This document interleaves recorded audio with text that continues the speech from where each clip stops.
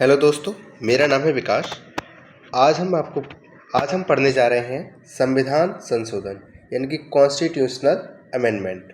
ठीक है। किसी भी देश के संविधान में संशोधन क्यों ज़रूरी है, इसकी क्या ज़रूरत पड़ी। हमारा जब संविधान बनाया गया तो बनाने वालों ने सोचा कि आगे जैसे जैसे समय व्यतीत होगा, समाज बदलेगा, समाज की ज़रूरतें बदलेंगी, तो उसके हिसाब से संशोधन भी करना पड़ेगा। तो इसीलिए उन्होंने इसकी व्यवस्था हमारे संविधान में की थी। अब सबसे पहले हम बात करते हैं कि संविधान संशोधन क्या होता है। ऐसी प्रक्रिया जिसके माध्यम से संविधान में कुछ जोड़ा जा सकता है या कुछ हटाया जा सकता है या संविधान में कुछ परिवर्तन किया जा सकता है, वो क्या कहलाता है? संविधान संशोधन कहलाता है। अब हम बात करते हैं कि ये क्यों ज़रूरी है। हमारे समाज के सामाजिक, आर्थिक और राजनीतिक परिवर्तनों को ध्यान में रखते हुए प्रत्येक संविधान में संशोधन की व्यवस्था आवश्यक रखी गई है। ठीक है। हमारे देश के संविधान के भाग 20 में संविधान संशोधन के बारे में बताया गया है और अनुच्छेद 368 में संविधान संशोधन के बारे में बताया गया है। संविधान संशोधन की जो प्रक्रिया है वो हमारे संविधान निर्माताओं ने दक्षिण अफ्रीका से ली है। अब हम बात करते हैं कि संविधान में संशोधन कौन कर सकता है। क्या राज्य सरकारें कर सकती हैं? नहीं, राज्य सरकारों का संविधान के संशोधन की प्रक्रिया में कोई भी रोल नहीं होता है। तो संविधान में संशोधन करता कौन है? संसद हमारी, जो पावर ऑफ अमेंडमेंट है, यानी कि संविधान संशोधन की जो शक्ति है वो हमारी संसद यानी कि पार्लियामेंट के पास है।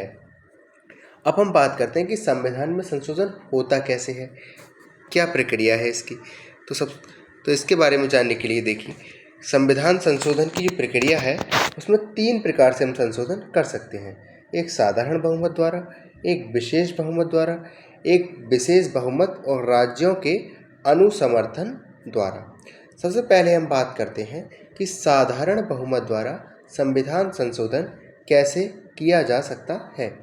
साधारण बहुमत का अर्थ है कि हमारे संसद में जितने भी सदस्य हैं उसके आधे से ज़्यादा सदस्य अगर किसी संशोधन को अपना बहुमत प्रदान कर देते हैं तो वो संशोधन हो जाता है। अब हम बात करते हैं कि विशेष बहुमत द्वारा कैसे संशोधन होता है। तो उपस्थित और मतदान करने वाले सदस्य में से कम 2/3 सदस्यों का समर्थन होना चाहिए। मतलब क्या है कि संसद में जितने भी सदस्य उपस्थित हैं और जितने भी लोग वोटिंग करने वाले हैं, उन वोटिंग करने वालों में से 2/3 सदस्य क्या कर दें, अगर इसको समर्थन कर देते हैं तो वो संशोधन हो जाता है। तीसरा है विशेष बहुमत और राज्यों के अनुसमर्थन द्वारा। संसद और कम से कम 50% राज्य विधानमंडलों का अगर समर्थन मिल जाता है तो वो संशोधन हो जाता है।